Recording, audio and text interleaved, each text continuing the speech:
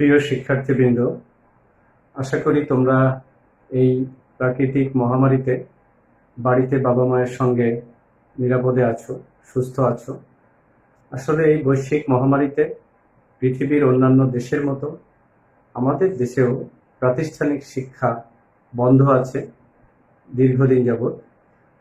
এই অবস্থায় নড়াইলের সম্মানিত জেলা প্রশাসক মহোদয়ের উদ্যোগে নড়াইল অনলাইন ক্লাস চালুর যে উদ্যোগ নেওয়া হয়েছে তারই ধারাবাহিকতায় আমি আজকে নবম দশম শ্রেণীর গণিত বিষয়ের চতুর্দশ অধ্যায়ের জ্যামিতিক অনুপাত, সমানুপাত এবং সদৃশতা এই বিষয়টি নিয়ে আলোচনা করব।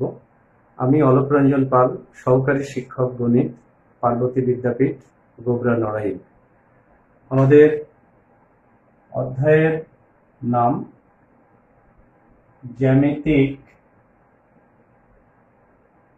অনুপাত, সমানুপাত,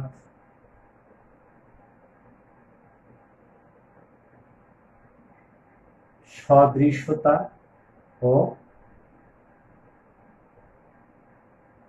প্রতিসমতা। আসলে আমরা জ্যামিতিক অনুপাত যে বিষয়টি নিয়ে আজকে আলোচনা করব তার শুরুতেই কিছু কথা বলতে হয়। তোমরা একাদশ অধ্যায়ে গণিত বিষয়ে বীজগাণিতিক অনুপাত এ বিষয়ে শিখেছ।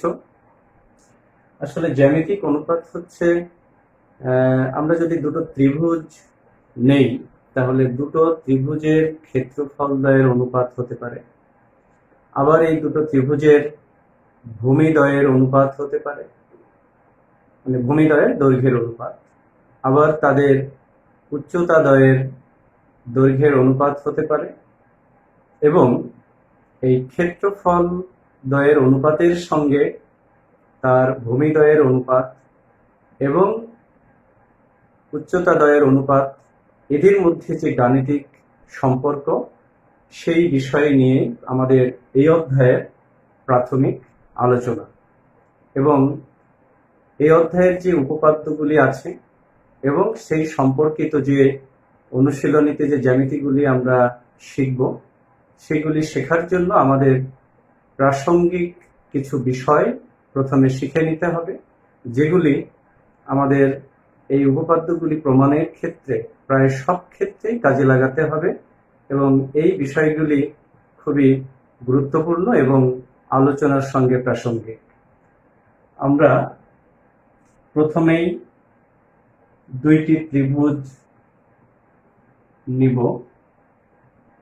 একটি ত্রিভুজ এবিসি এবং আরেকটি ত্রিভুজ এর নাম দেওয়া হলো ডিইএফ। আমরা এবিসি ত্রিভুজের নিচের বাহুটিকে তার ভূমি ধরব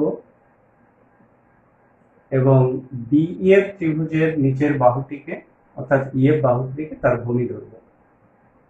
এখন যদি আমরা একটা শর্ত এখানে মনে করি যে এই ত্রিভুজের ভূমি বিসি এর দৈর্ঘ্য এবং এই ত্রিভুজের ভূমি ইএফ এর দৈর্ঘ্য সমান, আমরা এই শর্তটাকে ব্যবহার করে এদের ক্ষেত্রফলের অনুপাতের সাথে উচ্চতার অনুপাতের একটা সম্পর্ক আমরা প্রতিষ্ঠা করব। তাহলে উচ্চতা যখন বললাম, তাহলে এই ত্রিভুজের শীর্ষ থেকে ভূমির উপর একটি লম্ব আমরা ধরে নিলাম এপি, এবং এই ত্রিভুজের শীর্ষ থেকে ভূমির উপর একটি লম্ব আমরা ধরে নিলাম ডিকিউ। তাহলে এই দুটি ত্রিভুজের শীর্ষ থেকে ভূমির উপর অঙ্কিত লম্বের দৈর্ঘ্য, দ্যাট ইজ এপি, এটা হবে এর উচ্চতা, এবং এই ত্রিভুজের ক্ষেত্রে ডিকিউ হবে এর উচ্চতা। এখন আমরা যদি দুটো ত্রিভুজের ক্ষেত্রফলের অনুপাত বের করতে চাই তাহলে এই ত্রিভুজের ক্ষেত্রফল অর্থাৎ এবিসি ত্রিভুজের ক্ষেত্রফল বাই ডিইএফ ত্রিভুজের ক্ষেত্রফল, এটা সমান, এখানে ত্রিভুজের ক্ষেত্রফলের সূত্র আমরা সকলেই জানি যে হাফ গুণ ভূমি গুণ উচ্চতা। তাহলে এই ত্রিভুজের ভূমি হলো বিসি তাহলে হাফ গুণ ভূমি বিসি গুণ উচ্চতা এপি, এবং এই ত্রিভুজের ক্ষেত্রে হাফ গুণ ভূমি ইএফ গুণ উচ্চতা ডিকিউ। এখন দেখো এই হাফ এবং এই হাফ উপর নিচে একে আরেককে ভাগ করে কাটাকাটি হয়ে যায়। এবার বিসি সমান যেহেতু ইএফ, তাহলে আমি যদি নিচে ইএফ এর স্থলে বিসি বসাই, তাহলে বিসি এবং বিসি কাটাকাটি হয়ে যাবে, তাহলে থাকবে শুধুমাত্র এপি ভাগ বিকিউ। তাহলে দেখো এবিসি ত্রিভুজের ক্ষেত্রফল এবং বিইএফ ত্রিভুজের ক্ষেত্রফলদের অনুপাত সমান। আমরা পেলাম এই এবিসি ত্রিভুজের উচ্চতা এপি ভাগ বিইএফ ত্রিভুজের উচ্চতা বিকিউ। তাহলে এই যে গাণিতিক সম্পর্কটা আমরা পেলাম, এই সম্পর্কটিকে আমরা এই শর্ত সাপেক্ষে একটা সূত্র আকারে যদি লিখি, যে দুটি ত্রিভুজের ভূমির দৈর্ঘ্য সমান হলে তাদের ক্ষেত্রফলদ্বয়ের অনুপাত তাদের উচ্চতাদ্বয়ের অনুপাতের সমান। তাহলে আমরা যদি এখানে লিখি, দুটি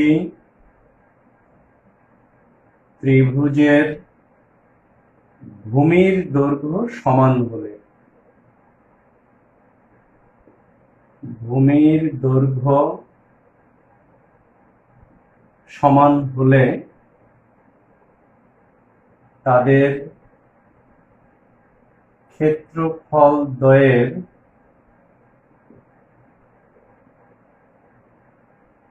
অনুপাত তাদের উচ্চতাদ্বয়ের অনুপাতের সমান। তাদের উচ্চতাদ্বয়ের অনুপাতের সমান। তাহলে যে সূত্রটি আমরা শিখলাম, এটাকে আমরা পরবর্তীতে কাজে লাগাবো এবং বিভিন্ন জ্যামিতিক প্রমাণের ক্ষেত্রে বা গাণিতিক সমস্যার সমাধানের ক্ষেত্রে কিন্তু আমরা এই সূত্রটিকে ব্যবহার করতে পারব। এখন আমি এখানে এবিসি ত্রিভুজের ক্ষেত্রফল উপরে নিয়েছি, বিএফ ত্রিভুজের ক্ষেত্রফল নিচে নিয়েছি, আর এ কারণে এবিসি ত্রিভুজের উচ্চতা এপি এখানে অনুপাতের উপরে এসেছে এবং ডিকিউ এসেছে অনুপাতের নিচে। আমরা যদি এটাকে উল্টিয়ে দিই, অর্থাৎ ব্যস্তকরণ করে দিই, তাহলে পাবো ত্রিভুজ ক্ষেত্র বিইএফ বাই ত্রিভুজ ক্ষেত্র এবিসি সমান ডিকিউ বাই এপি। তাহলে এই সূত্রটিকে আমরা পরবর্তীতে কাজে লাগাবো, তোমরা সবাই এটা জানতে পারবে। এখন যদি আমরা এই শর্তটিকে একটু চেঞ্জ করে দিই, মানে আমি বলেছিলাম বাহুদ্বয়ের দৈর্ঘ্য সমান, কিন্তু বাহুদ্বয়ের দৈর্ঘ্যের স্থলে আমরা যদি বলি যে তাদের উচ্চতাদ্বয় সমান, তার মানে এপি এবং ডিকিউ এই দুটি দৈর্ঘ্য সমান, এপি সমান ডিকিউ, তাহলে আমরা কি রেজাল্ট পাই? তো সেক্ষেত্রে এবিসি ত্রিভুজের ক্ষেত্রফল বাই বিইএফ ত্রিভুজের ক্ষেত্রফল এটা সমান হাফ ইন্টু আগের মতো এবিসি ত্রিভুজের ক্ষেত্রফল বের করার জন্য হাফ ইন্টু ভূমি বিসি ইন্টু উচ্চতা এপি। ঠিক একইভাবে এখানে হাফ ইন্টু ভূমি ইএফ ইন্টু উচ্চতা ডিকিউ। তাহলে দেখো এই হাফ এবং এই হাফ একই মান, তাহলে ভাগ করে কাটাকাটি হয়ে যাচ্ছে। এবার এপি এর স্থলে নিচে ডিকিউ এর স্থলে এপি অথবা উপরে এপি এর স্থলে ডিকিউ, আমরা যে কোনো একটা যদি বসাই, এই সমান মানটা যদি এখানে বসাই, তাহলে এপি এবং এপি কাটা যায়, হাফ কাটা যায়, তাহলে থাকে উপরে বিসি এবং নিচে ইএফ। তাহলে দেখো আগের মতো আমরা আরো একটি গাণিতিক সম্পর্ক এখান থেকে পেলাম। কি পেলাম? যে এবিসি ত্রিভুজের ক্ষেত্রফল এবং বিইএফ ত্রিভুজের ক্ষেত্রফল এদের অনুপাত তাদের ভূমি অর্থাৎ বিসি এবং এর এই ভূমিদ্বয়ের অনুপাতে সমান। শর্ত কি ছিল? শর্ত ছিল যে তাদের উচ্চতাদ্বয় সমান। তাহলে এই শর্ত সহ যদি আমরা এই কথাটিকে যদি ভাষায় লিখতে চাই তাহলে কি লিখব? যে দুটি ত্রিভুজের উচ্চতা সমান হলে, দুটি ত্রিভুজের উচ্চতা সমান হলে তাদের ক্ষেত্রফলদ্বয়ের অনুপাত, তাদের ক্ষেত্রফলদ্বয়ের অনুপাত তাদের ভূমিদ্বয়ের অনুপাতের সমান। ভূমিদ্বয়ের অনুপাতের সমান। তাহলে দুটো সূত্র আমরা শিখে নিলাম। এই সূত্রটিকেও কিন্তু আমরা বিভিন্ন জ্যামিতিক প্রমাণে অথবা অন্যান্য জায়গায় গাণিতিক সমস্যার সমাধানে ব্যবহার করতে পারব। তাহলে দুটো নতুন বিষয় আমরা জানলাম, যে ত্রিভুজের ক্ষেত্রফলদ্বয়ের অনুপাতের সাথে তাদের ভূমিদ্বয়ের অনুপাতের সম্পর্ক এবং ক্ষেত্রফলদ্বয়ের অনুপাতের সাথে তাদের উচ্চতাদ্বয়ের অনুপাতের সম্পর্ক। এবং শর্ত সেখানে প্রথমে ছিল ভূমিদ্বয় সমান হলে কি হবে, উচ্চতাদ্বয় সমান হলে কি হবে। তাহলে আমরা এটা মুছে অন্য আরো দুইটি সূত্র শিখব, যেগুলি এই অধ্যায়ের আলোচনায় খুবই প্রাসঙ্গিক। মনে করো এই একটি রেখাংশ, এটার নাম দেওয়া হলো এবি এবং আরেকটি রেখাংশ সিডি। আমরা যদি এই দুটো রেখাংশকে সমান্তরাল মনে করি, তার মানে এবি এবং সিডি সমান্তরাল, তাহলে এই সমান্তরাল রেখাংশদ্বয়ের মধ্যে আমরা যদি দুটো ত্রিভুজ আঁকি, তাহলে সিডিকে ভূমি ধরে একটি ত্রিভুজ আঁকলাম, এটার নাম দিলাম মনে করো সিপিডি, যা কিনা এই দুটি সমান্তরাল রেখাংশের মধ্যে অবস্থিত। একইভাবে আমি যদি আরো একটা ত্রিভুজ এখানে আঁকি, যার ভূমি ওই একই সিডি, কিন্তু তারা সিডি ভূমির একই পার্শ্বে, তার মানে উভয় ত্রিভুজই উপরের দিকে অবস্থিত, সিডি এর একই দিকে অবস্থিত এবং এই সমান্তরাল রেখাদ্বয়ের মধ্যে অবস্থিত। আমি যদি এখান থেকে আরো একটি ত্রিভুজ আঁকি, ধরে নিলাম এই ত্রিভুজটির নাম সিকিউডি, তাহলে দেখো সিকিউডি তার ভূমি সিডি, সিপিডি তার ভূমি সিডি এবং সিবিডি তার ভূমি সিডি। তিনটা ত্রিভুজেরই ভূমি একই এবং তারা সিডি ভূমির একই পার্শ্বে বা একই সাইডে অবস্থিত এবং তারা এক জোড়া সমান্তরাল রেখাংশ এবি এবং সিডি এর মধ্যে অবস্থিত। তো সেক্ষেত্রে এই ত্রিভুজ তিনটির ক্ষেত্রফল সমান, অর্থাৎ ত্রিভুজ ক্ষেত্র সিকিউডি সমান ত্রিভুজ ক্ষেত্র সিপিডি সমান ত্রিভুজ ক্ষেত্র সিবিডি। তাহলে আমরা এখান থেকে আরেকটি সূত্র জানলাম, যে কতগুলো ত্রিভুজ যদি, কতগুলো বলছে এখানে তিনটা নিয়েছে, আরো ওখানে নেওয়া যেতে পারে, এখানে অসংখ্য ত্রিভুজ আঁকা যেতে পারে। কতগুলো ত্রিভুজ যদি একই ভূমির উপর অবস্থিত হয় এবং তার একই পার্শ্বে অবস্থিত হয়, উপরন্তু তারা এক জোড়া সমান্তরাল রেখাংশের মধ্যে অবস্থিত হয়, তাহলে ওই ত্রিভুজগুলির ক্ষেত্রফল সমান হবে। এখন আমি তো ভূমিটাকে নিচের দিকে নিয়েছি, যদি আমি দুটো সমান্তরাল রেখাংশ এরকম নিলাম, ত্রিভুজ দুটোকে এমন ভাবে আঁকলাম যে তারা উপরের দিকে এ বি সি ডি, তাহলে এ বি সি ত্রিভুজের ভূমিকে আমরা এটা ধরতে পারি, আবার এ ডি বি এই ত্রিভুজের ভূমিকে আমরা এ বি ধরতে পারি। হয়তো ভাবছো যে স্যার নিচের দিকে ভূমি না নিয়ে উপরের দিকে ভূমি নেওয়া হলো কেন? ভূমি আমরা যে কোনো বাহুকে নিতে পারি। আমরা যদি এই চিত্রটিকে ঘুরিয়ে নিচে এবি কে নিচে নিয়ে আসি তাহলে কিন্তু আবার নিচে ভূমি হয়ে যাবে। কাজেই এটার অবস্থান যেভাবেই হোক আমরা এবি কে ভূমি ধরতে পারি। তাহলে এবি কে ভূমি ধরলে এবিসি ত্রিভুজ এবং বিসিডি ত্রিভুজ, এদের অবস্থান একই ভূমি এবি এর উপর এবং তার একই পাশে বা নিচের দিকে, এবং এক জোড়া সমান্তরাল রেখাংশ এবি এবং সিডি এর মধ্যে, তাহলে এই ত্রিভুজদ্বয়ের ক্ষেত্রফল সমান হবে। তাহলে এই যে সূত্র তিনটে আমরা জানলাম, এরপরে আমাদের আরো একটা সূত্র শিখতে হবে এই অধ্যায়ের জ্যামিতির প্রমাণগুলো ভালোভাবে শেখার জন্য। এগুলি প্রত্যেকটি প্রমাণেই কোনো না কোনো জায়গায় একাধিক সূত্র ব্যবহার করতে হতে পারে। এখন আমরা যেটা শিখবো এটা এইমাত্র যা শিখলাম তার ঠিক বিপরীত কথা।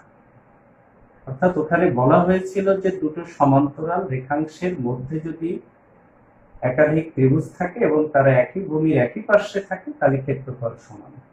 আর এবার বলা হয়েছে যে একই ভূমির উপর অবস্থিত একাধিক ত্রিভুজের ক্ষেত্রফল যদি সমান হয়, তার মানে এ বি সিডি, আমি এটাকে বি এটাকে কিউ দিলাম, তাহলে এ পি বি একটি ত্রিভুজ, এ কিউ বি একটি ত্রিভুজ, অর্থাৎ এ পি বি ত্রিভুজ সমান এ কিউ বি ত্রিভুজ, এই দুটো ত্রিভুজের ক্ষেত্রফল সমান এবং তারা একই ভূমি এ বি এর একই পার্শ্বে অবস্থিত, এখানে উপরের দিকে অবস্থিত।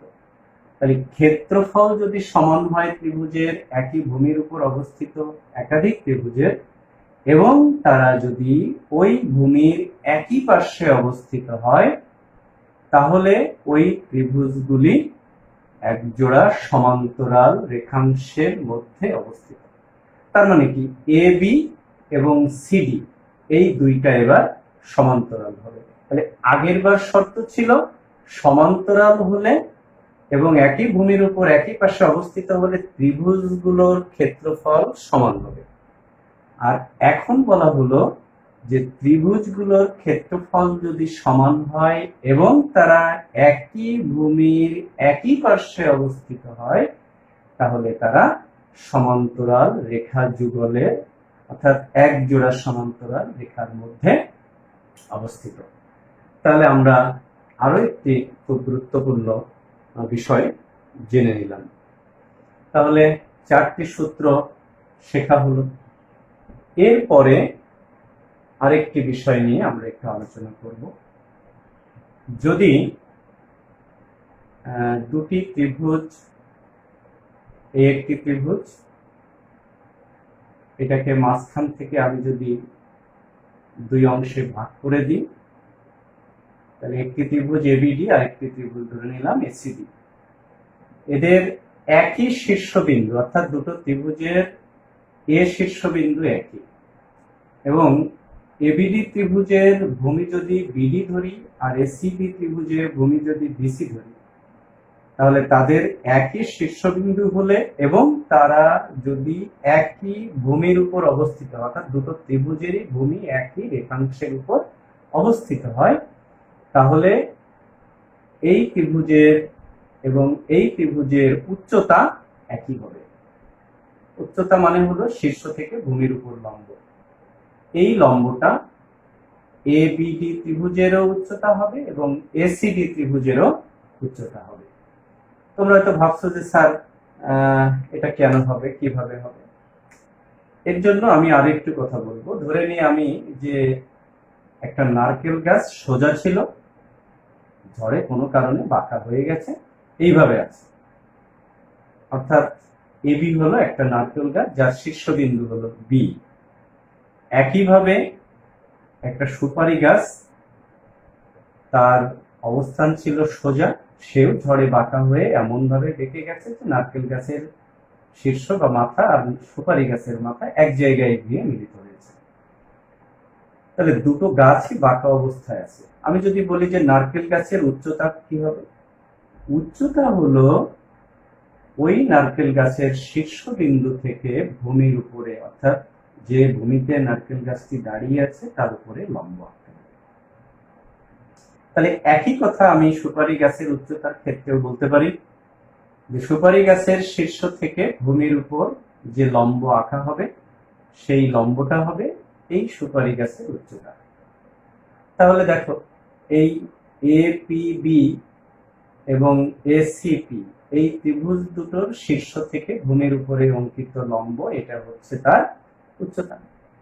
তাহলে এক্ষেত্রেও এই ত্রিভুজটা একটু তির্যক আছে, এই ত্রিভুজটা বাহুটা এই পাশে আছে, তাহলে এই লম্বটা এই ত্রিভুজের ক্ষেত্রেও শীর্ষ থেকে ভূমির উপর লম্ব, আবার এই ত্রিভুজের ক্ষেত্রেও তার এই শীর্ষ থেকে ভূমির উপর লম্ব। কাজেই এপি হবে এবিডি এবং এসিডি উভয় ত্রিভুজেরই উচ্চতা। তাহলে আমরা এই অধ্যায়ের যে প্রাসঙ্গিক এবং প্রাথমিক যে বিষয়াবলী, যেগুলো জ্যামিতিক প্রমাণের ক্ষেত্রে আমাদের কাজে লাগাতে হবে, আমরা সে বিষয়গুলো শিখে নিলাম। এই ক্লাসে এটুকুই আমরা শেষ করব। এর পরবর্তীতে আমরা উপপাদ্যগুলি ধারাবাহিকভাবে এবং পর্যায়ক্রমিকভাবে প্রমাণ করব এবং অনুশীলনীতে যে কাজগুলি আছে জ্যামিতিক প্রমাণ সেগুলিও আমরা করব।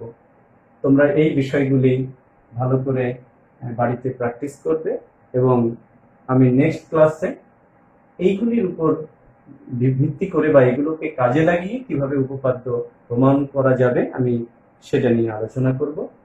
সবাই ভালো থাকবে, সুস্থ থাকবে, সবাই বাবা মায়ের সঙ্গে বাড়িতে থাকবে। আজকে এটুকুই শেষ করছি। সকলকে ধন্যবাদ।